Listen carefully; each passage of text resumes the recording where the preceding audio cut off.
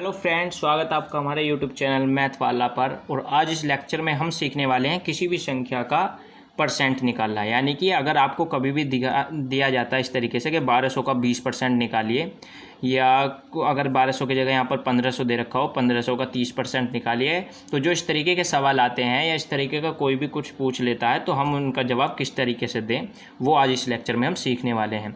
तो बने रहिए हमारे साथ लास्ट तक। आज इस वाले टॉपिक को हम बिल्कुल आसान तरीके से क्लियर कर देंगे। तो चलिए स्टार्ट करते हैं अपने इस पहले सवाल को सोल्व करना।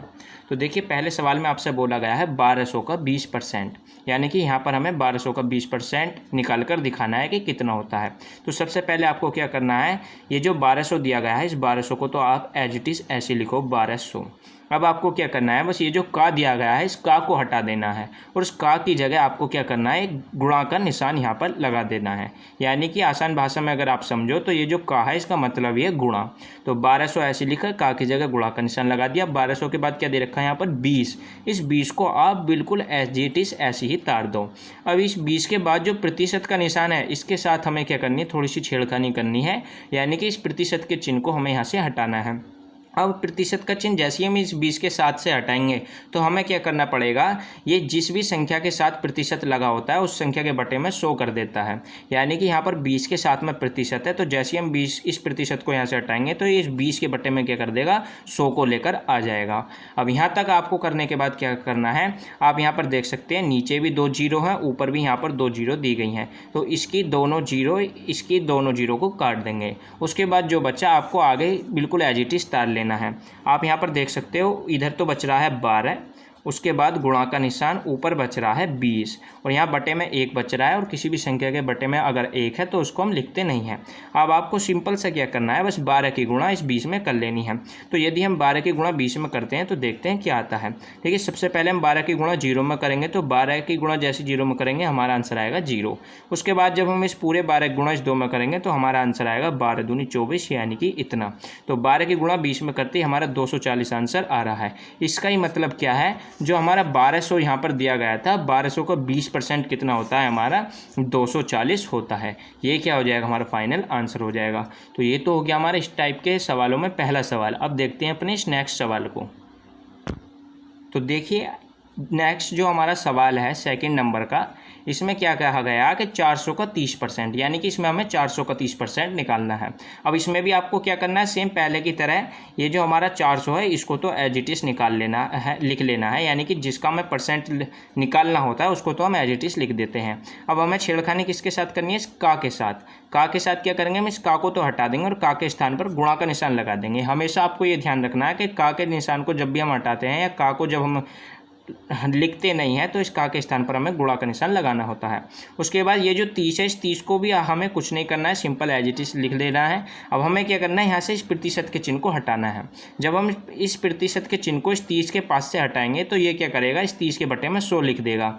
यानी कि लिखना तो हमें पड़ेगा, लेकिन आपको ये ध्यान में रखना है कि जैसे हम इस प्रतिशत के चिन्ह को हटाएंगे ना यहाँ से, तो इस 30 के बटे में 100 आ जाएगा। तो अब हम क्या लिखेंगे, इस 30 के बटे में 100 लिख देंगे, जिससे हमारा प्रतिशत का चिन्ह हट जाएगा।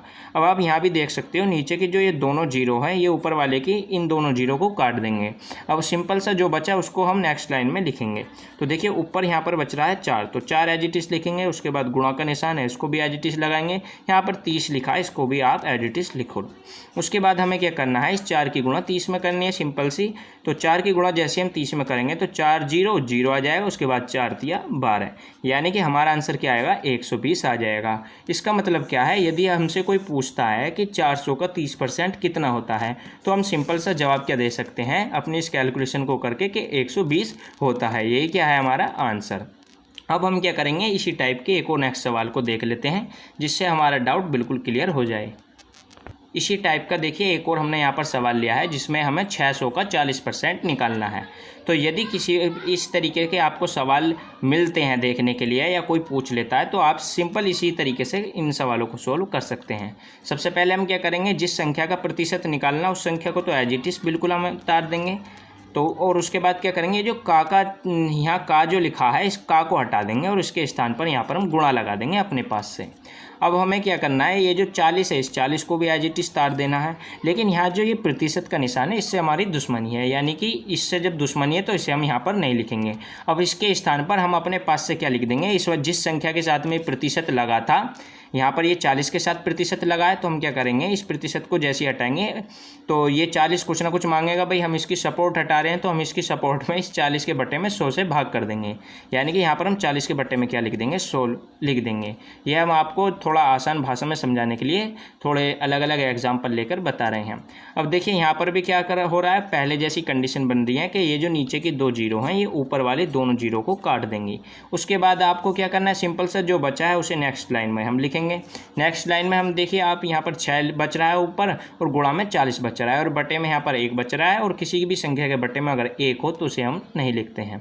तो यहाँ पर हम क्या लिखेंगे, केवल 6 गुणा 40। तो देखिए नीचे हम यहाँ लिख रहे हैं 6 गुणा 40। अब सिंपल सा आपको क्या करना है, इस 6 की गुणा 40 में कर देनी है, उसके बाद आपका आंसर आ जाएगा। तो यहाँ पर हम क्या कर रहे हैं, 6 0 0 आएगा, उसके बाद 6 × 4 = 24, यानी कि अगर हम 6 की गुणा 40 में कर रहे हैं तो हमारा आंसर आ रहा है 240।